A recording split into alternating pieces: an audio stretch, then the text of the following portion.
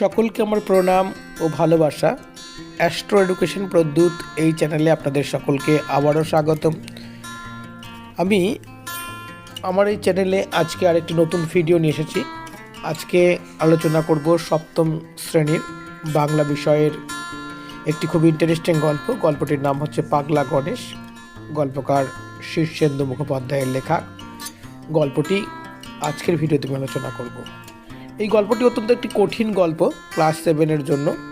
গল্পটি যদি আমরা ঠিকভাবে বুঝতে না পারি তাহলে অনেক সময় প্রশ্নের উত্তর করতে গিয়ে আমি দেখেছি যে সমস্যায় পড়ে ছাত্রছাত্রীরা। সেজন্য আজকের ভিডিওতে কিভাবে গল্পটি খুব সংক্ষেপে আমরা মনে রাখতে পারি সেই বিষয়ে আমি আলোচনা করব। ভিডিওটি শুরু করার আগে আপনাদের সকলের কাছে আমার অনুরোধ, আপনারা প্রত্যেকেই চ্যানেলটিকে লাইক করে, ভিডিওগুলিকে শেয়ার করে এবং অবশ্যই চ্যানেলটিকে সাবস্ক্রাইব করে ওনার সাথে রাখুন এবং একটি লাইক দিয়ে ভিডিওটি শুরু করুন। নিশ্চয়ই ভিডিওটি আপনার জন্য উপকারী হবে। বন্ধুরা, পাগলা গণেশ শীর্ষেন্দু মুখোপাধ্যায়ের লেখা একটি কল্পবিজ্ঞানমূলক গল্প। এই গল্পে শীর্ষেন্দু মুখোপাধ্যায় মানুষ এত বেশি বিজ্ঞান নির্ভর হয়ে পড়ছে যার ফলে আগামী দিনে কি ঘটতে পারে আগামীর একটি কল্পনা করেছেন। তার জন্য দেখবেন সালটা রেখেছে 3589 সাল এবং এখন চলছে 2024 সাল। সুতরাং আগামী দিনে মানুষ যদি এইভাবে বিজ্ঞান নির্ভর হয়ে পড়ে তাহলে কি সমস্যার সম্মুখীন হবে তার কিন্তু একটি জ্বলন্ত উদাহরণ দিয়েছে এই পাগলা গণেশ গল্পটি। এখন পাগলা গণেশ হচ্ছে গল্পের কেন্দ্রীয় চরিত্র বা প্রধান চরিত্র। আমরা পাগল অর্থে যেরকম মানুষকে আমরা বুঝি যে সে সাধারণত কোনো বিচার করতে পারে না, কোনো সিদ্ধান্ত নিতে পারে না, এই ধরনের কোনো মানুষকে যারা আমাদের যে জীবনযাত্রা সেই জীবনযাত্রার মধ্যে থাকে না, অন্যরকম একটু আচরণ করে, তাদেরকে আমরা সাধারণত পাগল বলি। কিন্তু পাগলা গণেশ আমরা যাদেরকে প্রকৃত অর্থে পাগল বলি সেই রকম পাগল নয়। ইনি হচ্ছে যুগের বিপরীতে গেছে। যুগের সকল মানুষ যেদিকে হেঁটেছেন সেই দিকে না হেঁটে ইনি একটু অন্য দিকে হেঁটে নিজেকে অন্য রকমভাবে দেখতে চেয়েছেন বা বাঁচতে চেয়েছেন, যার জন্যই গল্পকার পাগলা গণেশ হিসাবে এখানে নামকরণ করেছেন এবং কেন্দ্রীয় চরিত্র হিসাবে তাকে তুলে নিয়ে এসেছেন। এবারে বলবো যে পাগলা গণেশ যে গল্পটি, এই গল্পটিতে আমরা দেখব যে মানুষ বিজ্ঞানমুখী হওয়ার ফলে সাহিত্য ভুলে গেছে, খেলা ভুলে গেছে, সে কবিতা ভুলে গেছে, গল্প ভুলে গেছে, গান ভুলে গেছে, এমনকি প্রেম, প্রীতি, ভালোবাসা, মানুষের আবেগ, স্নেহ, মায়া, মমতা কোনো কিছুই তার কাছে আর গ্রহণযোগ্যতা নেই। সব কিছুই এখন বিজ্ঞান, যুক্তি নির্ভর বিজ্ঞান এবং বিজ্ঞান। কিন্তু এইভাবে যদি চলতে থাকে তাহলে আগামীতে কি সমস্যার মধ্যে মানুষ পড়বে তারই একটি দৃষ্টান্ত দিয়েছে পাগলা গণেশ এই গল্পটির মাধ্যমে শীর্ষেন্দু মুখোপাধ্যায়। আমরা দেখব বিজ্ঞানের জয়যাত্রায়, সেই জয়যাত্রায় মানুষ মাধ্যাকর্ষণ প্রতিরোধকারী মলম আবিষ্কার করেছে, যার ফলে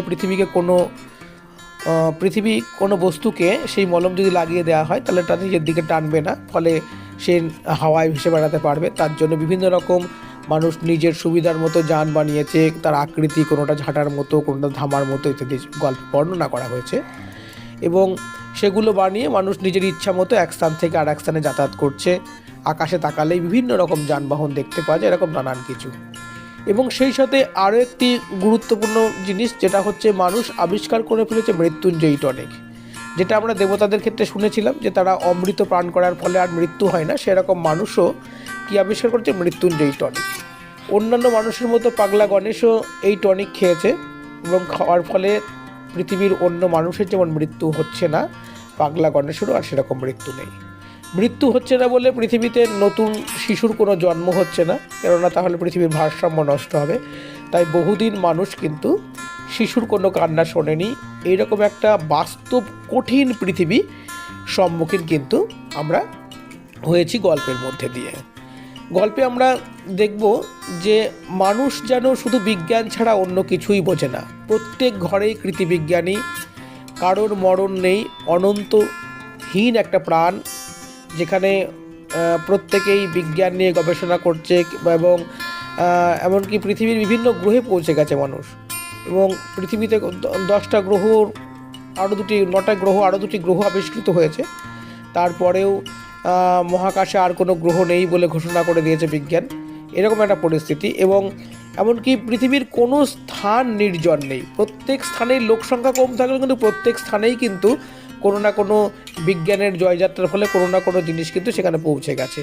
হিমালয়ের একেবারে পর্বত সিংহ সেখানে চেঁচে ফেলে সেখানে অবজারভেটরি বানিয়েছে। তারপরে বিভিন্ন হিমবাহে বিভিন্ন রকম গবেষণাগার মানুষ তৈরি করেছে, ফলে কোনো জায়গার নির্জনতা নেই।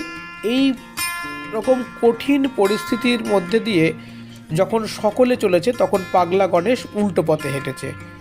সে উল্টো পথে হেঁটেছে বলেই, যুগের বিপরীতে হেঁটেছে বলেই কিন্তু গল্পে সে পাগল বা পাগলা গণেশ তাকে বলা হয়েছে।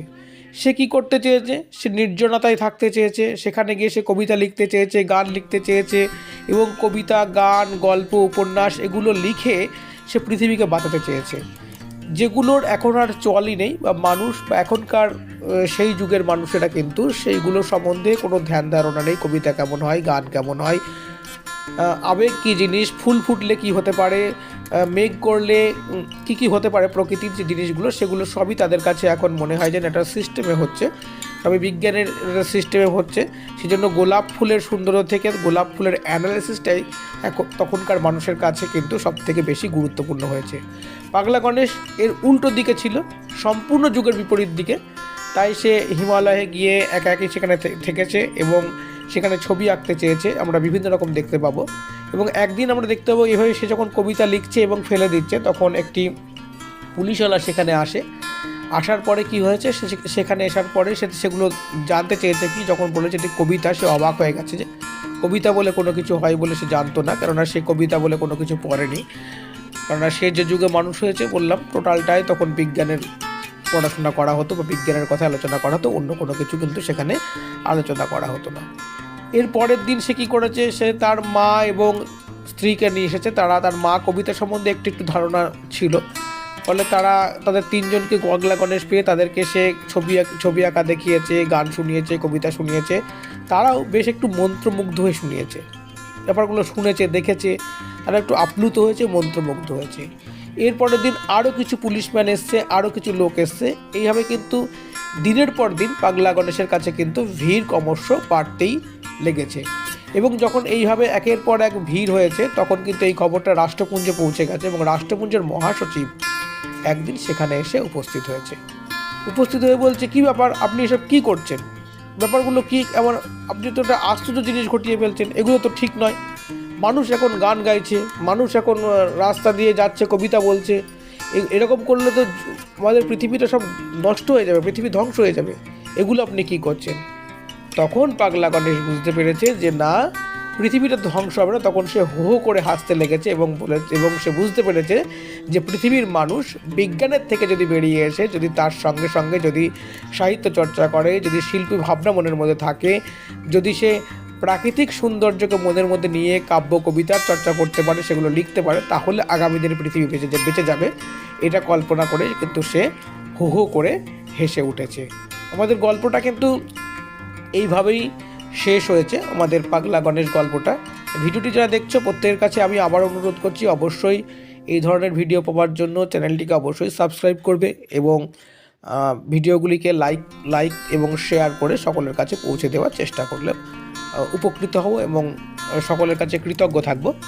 এবারে বলবো যে এখানে আমরা দেখতে পেলাম কি, একদিকে বিজ্ঞানের যে বাড়বাড়ন্ত, সেই বিজ্ঞানের বাড়বাড়ন্তর ফলে মানুষের যেমন সুবিধাও হয়, তার সঙ্গে বেশ কিছু অসুবিধার সম্মুখীনও কিন্তু মানুষ হতে পারে। একদিকে বিজ্ঞান যেমন মানুষের জীবন দান করে, সেরকম জীবন কিন্তু কেড়েও নেয়। যেমন ধরো আমরা যে এখন ইলেকট্রিকের আলোতে আমরা আছি, আমরা যে ফ্যান বা এসি চালাচ্ছি, অনেক আরামদায়ক হচ্ছে আমাদের জীবনযাত্রা, কিন্তু এই কারেন্টের কোনো একটা গড়মিলেই কিন্তু মানুষের ভুলে, এই কারেন্টের গড়মিলে কিন্তু সেই মানুষটার জীবনগুলো চলে যেতে পারে। সুতরাং অতিরিক্ত বিজ্ঞান নির্ভর হওয়াও কিন্তু আমাদের পক্ষে ক্ষতিকারক। যেরকম আমরা দেখছি অতিরিক্ত বিজ্ঞান নির্ভর হয়ে বর্তমান আমরা যে সমস্ত জমিতে চাষযোগ্য জমি ছিল, সেই জমিগুলো কিন্তু বিজ্ঞানের ফলে রাসায়নিক সার এবং কীটনাশক প্রয়োগের ফলে কিন্তু সেগুলো অচাষযোগ্য হয়ে যাচ্ছে, মানুষ বিভিন্ন রকমভাবে রোগগ্রস্ত হচ্ছে। সেই জন্য শীর্ষেন্দু মুখোপাধ্যায় পাগলা গণেশ গল্পে কিন্তু এইটাই আমাদেরকে শিক্ষা দিতে চেয়েছেন যে বিজ্ঞান মানুষের যেরকম ভালো করে, সেরকম কিন্তু মানুষের ক্ষেত্রে কিন্তু ক্ষতিও করতে পারে বা ক্ষতি করে। সেজন্য অতিরিক্ত পরিমাণে যদি আমরা বিজ্ঞান নির্ভর হয়ে পড়ি তাহলে কিন্তু সেটা আমাদের কাছে কিন্তু একেবারে বিষের সমান হয়ে যাবে। এটা কিন্তু আমাদের মনে রাখতে হবে। বন্ধুরা, ভিডিওটি আর বড় করছি না। ভিডিওটি ভালো লাগলে অবশ্যই লাইক, সাবস্ক্রাইব এবং কমেন্ট করবে এবং জানাবে কী ধরনের ভিডিও তোমরা পেলে তোমরা উপকৃত হবে। ভিডিওটি দেখবার জন্য সকলকে অনেক অনেক ধন্যবাদ। প্রত্যেকে খুব ভালো থাকবে, সুস্থ থাকবে এবং সুন্দর থাকবে। নমস্কার।